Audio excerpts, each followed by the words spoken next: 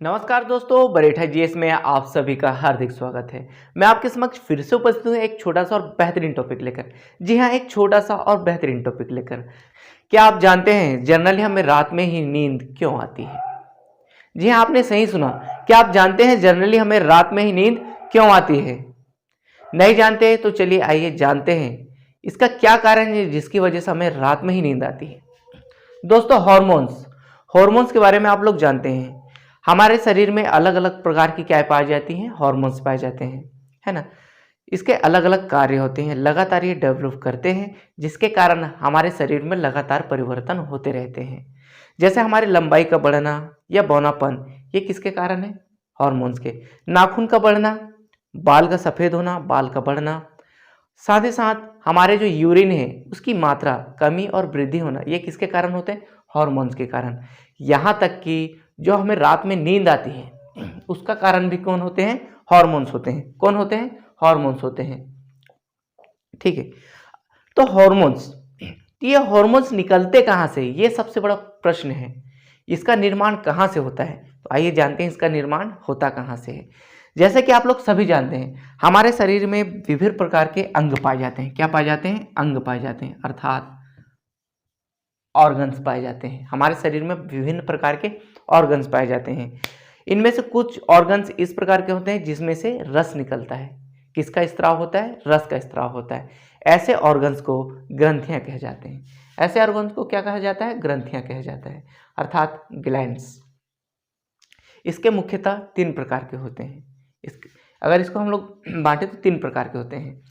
बाह्य स्रावी ग्रंथि, अर्थात इंडोक्राइन ग्लैंड।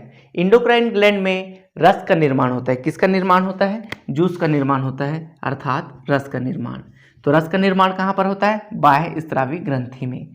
ठीक है, इसका एक एग्जाम्पल है आपका लीवर।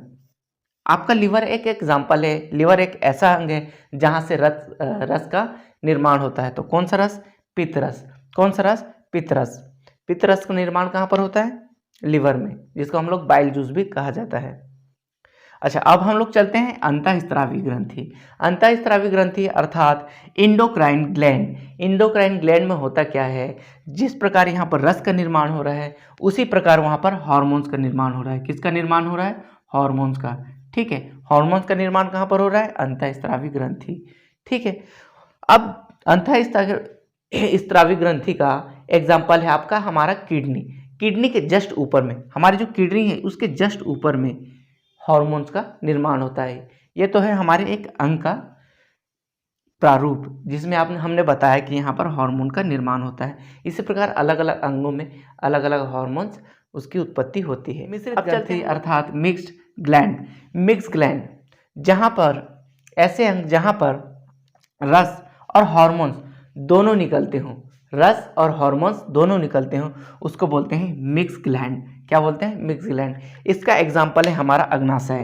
क्या है इसका एग्जाम्पल? हमारा अग्नाशय, जिसको हम लोग पैनक्रियाज भी कहते हैं, जिसको हम लोग इंग्लिश में पैनक्रियाज। चलिए हम लोग जानते हैं कि हमें रात में ही नींद क्यों आती है। हमारे शरीर में एक ऐसा ग्लैंड है, अर्थात एक ऐसी ग्रंथि है, उस ग्रंथि का नाम है पीनल ग्लैंड, अर्थात पीनल ग्लैंड। पीनल ग्लैंड में क्या होता है? यहाँ पर एक हार्मोन का निर्माण होता है। किसका निर्माण होता है? हार्मोन का, मेल्टोनिन। कौन सा हार्मोन? मेल्टोनिन।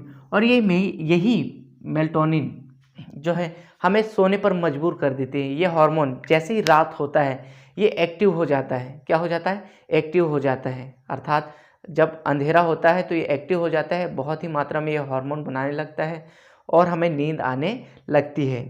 ठीक है, तो किसका कारण है? मेल्टोनिन के कारण। किसके कारण? मेल्टोनिन। मेल्टोनिन मिलता कहाँ पर है? इसका निर्माण कहाँ पर होता है? इसका निर्माण होता है आपके पीनल ग्लैंड में। कहाँ पर? Penal gland. ठीक है, तो आई होप आपको समझ में आया होगा कि हमें नींद क्यों आती है। इसका प्रमुख कारण है हमारे हार्मोन्स, और वो कौन सा हार्मोन है जिसके कारण हमें नींद आती है? तो है आपका मेल्टोनिन। क्या है? आपका मेल्टोनिन। तो वीडियो अच्छी लगी हो तो लाइक करना, सब्सक्राइब करना और शेयर जरूर कर देना। धन्यवाद।